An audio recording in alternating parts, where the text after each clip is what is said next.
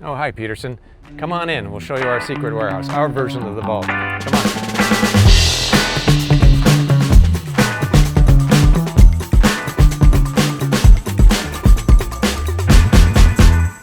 Welcome back to the Petersen YouTube channel. My name is Tom Plucinsky from BMW Group Classic, and we're here in BMW's version of the vault, our secret warehouse. Undisclosed location, but it's where we keep the cars that are not on display in various exhibits around the country, like the one that's happening at the Petersen Museum. So you're in a working warehouse, so you'll see things around, vacuum cleaners and things. That's normal here. This is really a behind the scenes. Normally people are not allowed in here, but because you're the Petersen Museum, we'll let you in. So let's have a look at a few of the cars. We'll do a quick walk through here. Overall, I'll just say that the collection does two things. One is it chronicles the history of the plant here in Spartanburg, South Carolina, and the vehicles that were assembled there, as well as showing the history of BMW in North America. And so BMW North America was started in 1975, so predominantly we have vehicles that are post 1975. But let's have a close look at some of the cars here. The plant here in Spartanburg was the assembly plant for all of the Z3s. So we have a number of Z3s. You may just see that there's too many Z3s in the collection, but each car has something specific that's special about it. Of course, you have to have an M Roadster. It's a very nice, well-preserved M Roadster, low mileage. Then we have a couple of very early cars. This is an early ECE car, so a European version of the Z3. It's a 1.8 liter. Two-valve engine in this particular car. We don't get to use it very much in North America because it's not something that we sold here. Next one is in a very early pre-series, so before it was on sale to the public. It was a show car for auto shows in the period. So it has virtually no miles on it. When you work at a large assembly plant, most cars have to be within a certain spec range, so specific colors and interiors and so on. But every now and then the Spartanburg plant was able to do something quite special. And this was a car that was commissioned by then head of research and engineering, Wolfgang Reitzle. He wanted a British racing green car with special BBS wheels and a tan top, and that was not something that was available from the factory at the time. So the car was built. I don't think he ever drove it or actually even saw it. I think it's been in the collection here ever since, but he may have seen it when he came over to the plant at one point. But it's been in the collection since new, and it has less than 1,000 miles on it at this point. As we move back, we'll see a couple of other cars you may recognize. Here's a really nice Laguna Seca blue BMW M Coupe, the clown shoe, and this is a late one, very nice version. We showed you a different one over at the Zentrum that was the last one assembled. This one was just built during the normal production period. And then finally down this row, we have something that's really quite special. This is an Alpina Roadster S. And this particular car was a pre-production car that Alpina did to engineer the model. And once it was completed, they put production level parts on the car and donated it back to us. So it's been in the collection ever since. The car was never sold in North America. They're very rare in general, and to have one in North America, this we believe is the only one that's ever been here. So neat car. And we saw progression from Z3, now Z4. So every Z4, every Z3 coupe and convertible were assembled here in Spartanburg. If we go down the second row, we'll see some other interesting cars, and we're going to jump around a little bit. A very nice, and it's actually the last Z4M coupe assembled, is that black one there.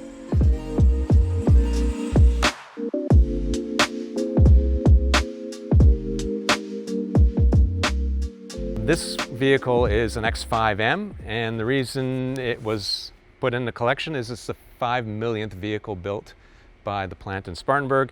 So 5M, 5 million is right in the name, so it had to be an X5M, and it's painted in Toronto red, which is not a standard color for X5. And then right behind it, roughly 2 years later, is an X6M, which you can guess is the 6 millionth vehicle assembled by the plant. And this car is painted in Java green, also a special color. So this also shows this plant can assemble cars in individual colors, which wasn't the case for many years, but now individual colors have been opened up for this plant. And it's a very difficult process to do because customer can choose from 150, 200 colors, pay a little more and get something special. Can't paint every color here, but we can do a wide variety. So this is a good example of that. It's a little bit loud, but it's perfect for what it is. Then we have a few motorcycles here. We have an R90S, which is one of the iconic BMW motorcycles, and beside it is a drag race bike that was used competitively and then donated to the museum.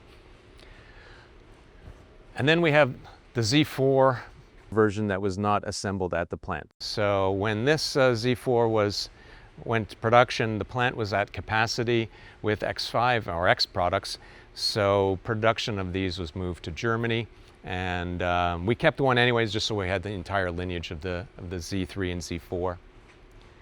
If we go over, next one over here, let's have a look. This is just a 318 four-door, but it's a really important car. It is chassis number 0001. It was the first production car built by the plant, and it was donated to the state of South Carolina. They had it on display at the Department of Commerce for many years, and then 2 years ago it was given back to us, and now it's part of our collection. A couple of interesting things that are unique on it. The floor mat on the driver's side has the outline of the state, which is neat for this. As we move forward here, we have another Z3M Coupe. This is with the earlier engine, the US engine, versus the European style 4-valve engine later on. This car, it's a work in progress. When we introduced diesels to the US for a short period of time, we had the 325 diesel, and one of the ideas was to go race in the 24 hours of Thunderbolt in order to show the mileage benefits of diesel engines. This car was a problem. It did have severe problems during the race, and it has big electrical issues post-race. So we've been playing around with it. We use it for some promotions. We repaint it. We do have a car that, the sister car to this, that is restored to its Thunderhill livery, and it came third. So it also had some issues during the race, which is too bad. We weren't able to really show the true benefits of the diesel engine, but it should have had a range of about 800 miles with the fuel cell, and because of some rushing in our engineering, we couldn't do that. We had to refill every time the tank was at half full, unfortunately, but it still did well. And then this is probably the oldest car we have. It's a 1959 503 Coupe designed by Bertone for BMW, and it's on loan from BMW Group Classic in Munich. It's not really an important car for the US market, but it's a very interesting car for BMW. It's a V8, aluminum V8 power, and a very pretty car. We've had it here for many years. A very nice example of a 1987 325 IS. It's a car we purchased from the market many years ago. I should explain that many of the cars that we have here are cars that we've just kept. So as they're new, we just move them into the collection. There are a few cars that we've had to purchase over the years because no one thought to keep one when they were new. So this is one of the cars that we purchased. There's about 50,000 miles on it, but it's a really nice example of a 325 IS with the M20 engine. If we look on the other side here, we can look at here, we have a Mini E. This was the first public test or customer test of electric vehicle technology. This was at the Petersen Museum for about a year, and there were 500 of these made.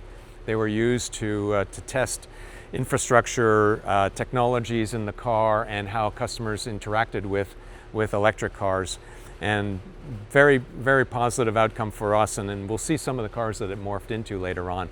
Most of them were recycled, but this one we were able to keep in the collection as an example in the US. A few more bikes along the way, including the oldest bike in the collection. This one is, 1940s, and it's an sorry, 1930s, and it's an R47 it's called. And then we come up to a car with some colors on it. So this is a E36 four-door 328 that was assembled here at the plant, and it was used for the torch relay in 1996 when BMW was the sponsor of the Olympics in Atlanta. So every stop along the way, the torch runners would get to sign it, and unfortunately some of them have faded over time, but we've kept this car as part of our sponsorship of the Olympics in the day. On the other side here we have one of the very first GTP cars, well, actually second GTP car for BMW, and one of the first of the modern ones. This car raced in 1986, and its biggest claim to fame was winning the 6 Hours of the Glen with Davy Jones and John Andretti when they were just kids. And they brought it home and won the race, and that was its only victory. The program was ended at the end of '86, and we've had the car in the collection ever since. The motorcycle here it's strategic that it's beside the torch relay car. This was one of the motorbikes that was used to make the torch relay happen. So we had motor officers on these bikes, and they would split traffic so the runners could go through. It's a GS model, 1150 GS, and great bike. And now we see a couple of minis. We have a Mini GP first gen and a Mini GP third gen. Fortunately, we didn't keep a second gen, so we have good examples here of these two cars. They're very low mileage, kept from new by the Mini Group, and they're in the permanent collection here. And then we have the first GTP assembled. This was assembled in 1981. It's a March chassis, and it was raced by David Hobbs, who many of you may know or be familiar with, and Mark Suhr, who was an F1 driver. And it was brutally fast because it was a 2-liter version of the Formula One engine at the time, so it could have upwards of 800, 900 horsepower with given tune, but it was very fragile and not exactly great in endurance racing. So back in this day, this was called an M1C. For the sprint races, we would sometimes race this. In the long races, we would race a proper M1 race car. And then we have this car here. It's an E34 M5 that was raced in the Bridgestone series in 91, 92, driven by David Donahue. And this car was a big four-door sedan up against things like Porsches and Lotuses and Mazda RX-7s and all sorts of really sporty cars. And here's this big sedan that's able to compete with them. And in fact, he won the championship with the car. So if you run into David Donahue, mention you saw this on Petersen's YouTube, you'll see his eyes light up. The car is a bear. It's like I've said, it's like a junkyard dog. It hates everyone except David. It just rolls over and shows its belly when David gets in the car. It starts up, it runs perfectly. Any of the others of us try starting it or moving it or doing anything, it grumbles and tries to bite you. So it's David's baby.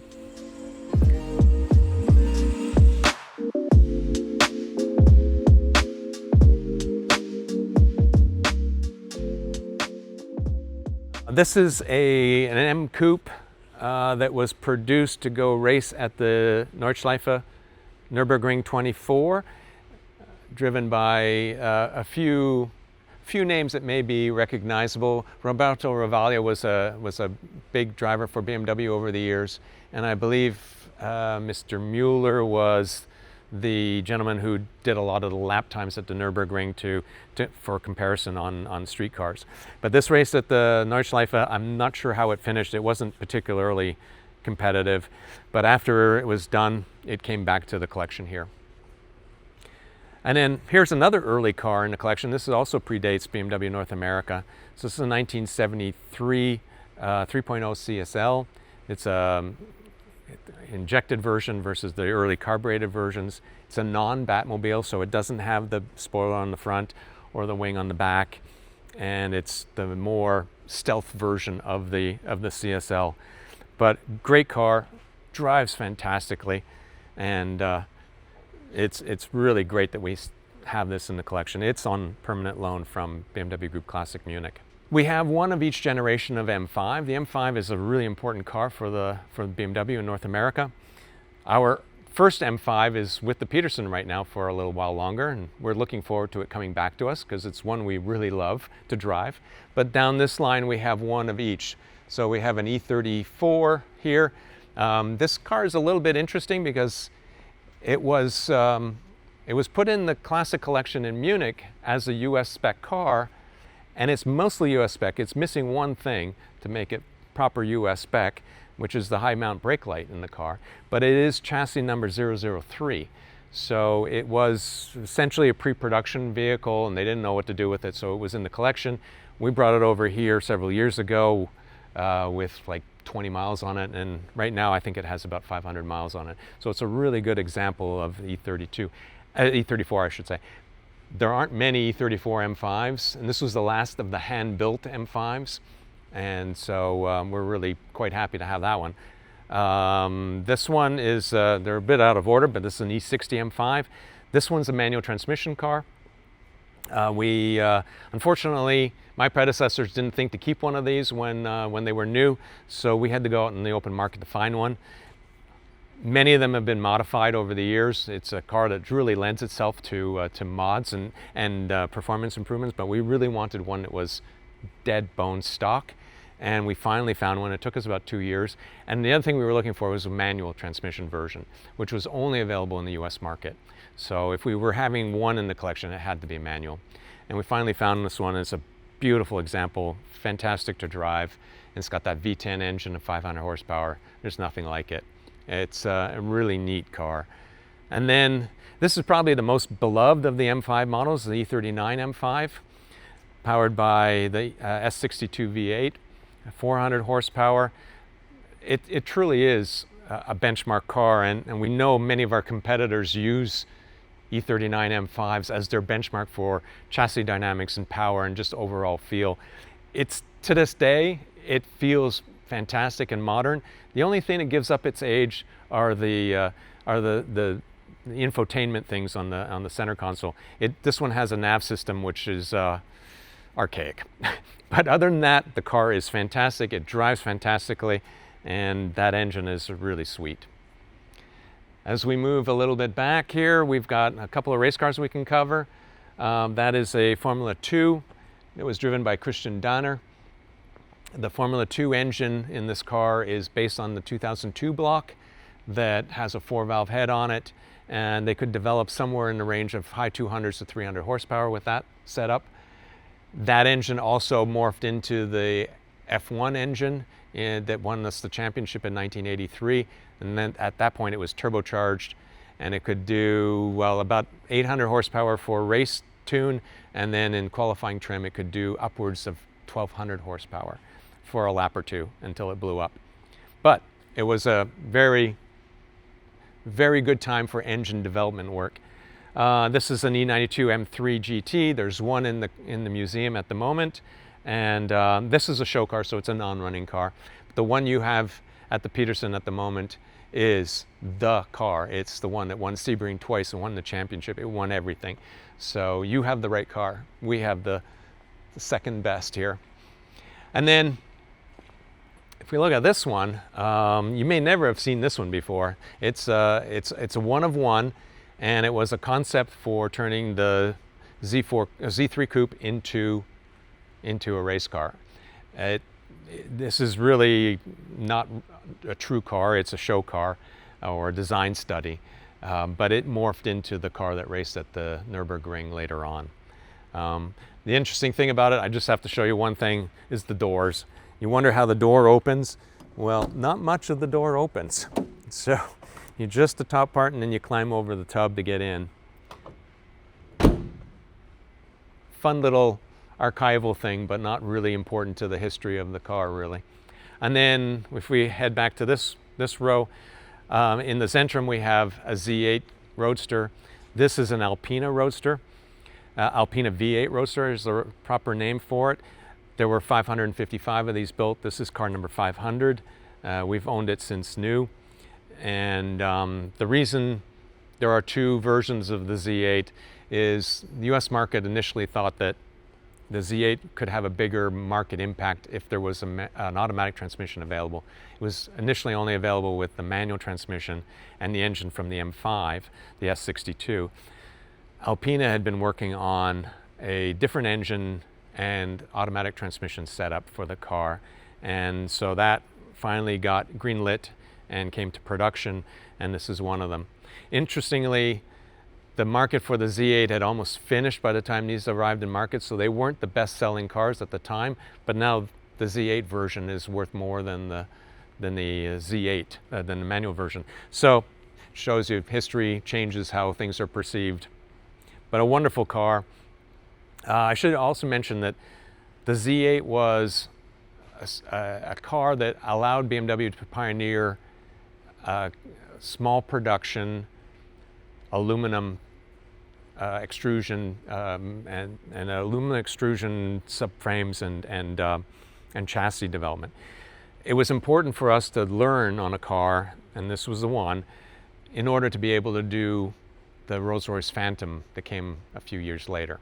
So this was the pioneering work for, believe it or not, the chassis of the Phantom. And now last car in this row, we're starting to get into M3s. So we have one of each generation of M3. We have one of each generation of M3 race car as well.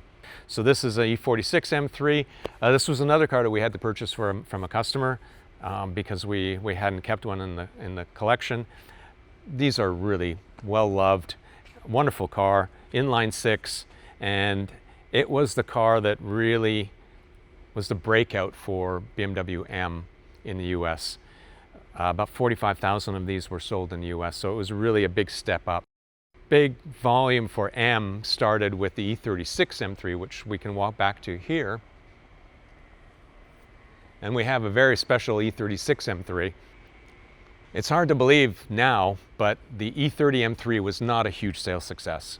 It was a fantastic race car, but it was difficult to sell. It was very expensive, and it wasn't greatly suitable as a everyday car, as a daily driver. The engine was buzzy. You had to rev it a lot. If you had to go up a hill, you had to drop 2 gears. So it was difficult to live with on a day-to-day basis. Fantastic on track, though. And then when BMW Motorsport was talking about the next generation of M3, they were not sure whether the US wanted the car, and the US was not sure they wanted the car because the E30 had been lackluster sales-wise. Eventually, an agreement was made, and the E36 M3 was launched with a 2-door, a 4-door, and a convertible in the US market with an engine that was not a pure M3 engine. It didn't have one valve, one trumpet per cylinder, didn't have one throttle per cylinder. This was more of a BMW AG engine that was tuned. It had about the same torque but not the same horsepower, but it was wildly successful. So the E36 M3 had enough volume that it made the US market the biggest M market in the world. And that has remained since then. So a very important car for BMW M in America. This particular one is an M3 lightweight, and it's one of the very first cars built. It is very low mileage. It's been in the collection since new. And the lightweight was designed to go racing. So you paid more for less in order to be able to have all the good stuff to go showroom stock racing, which was really big at the time. Unfortunately, delays in production, for the rules had changed in showroom stock, and the cars were not big sellers when they came out. 126 were built. They were, some of the dealers would say they were sale-proof at the time, but now they're the most valuable of the E36 M3s. So you never know. History has a way of fixing wrongs. So we're really lucky to have this car. It was used for demonstrations, and it's been with us ever since. And then if we continue with the M3s, let's go down this row here. Here we have M4 GTS. This was done in 2016. This was our press car.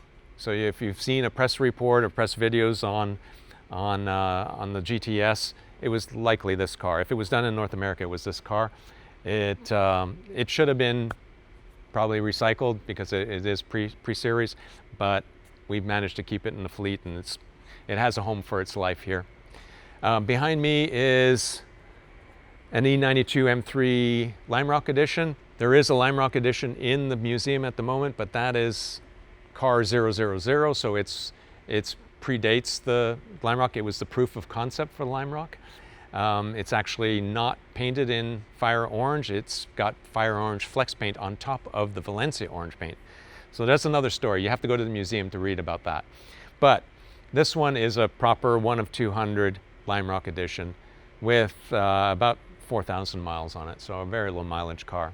We mentioned the Mini E early on, and the second step in our road to electrification was the Active E. So it was a 1 Series using the batteries and the motor technology from the i3, but predates the i3, and these were given to 500 customers around the world, many of which were in the US, and they would put test miles on it and tell us about it.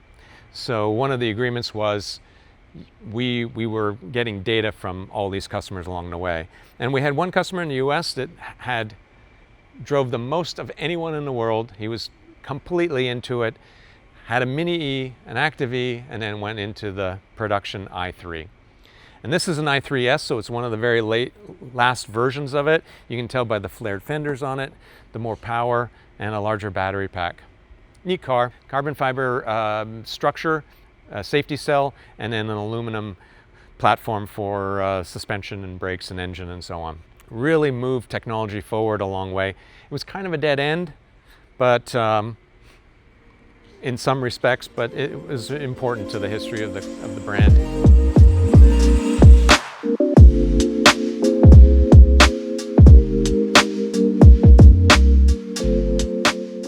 That's part 1 of the warehouse. We have a lot of cars to cover, and I like to talk about all of them. So let's split this into 2. We'll see you on the next one.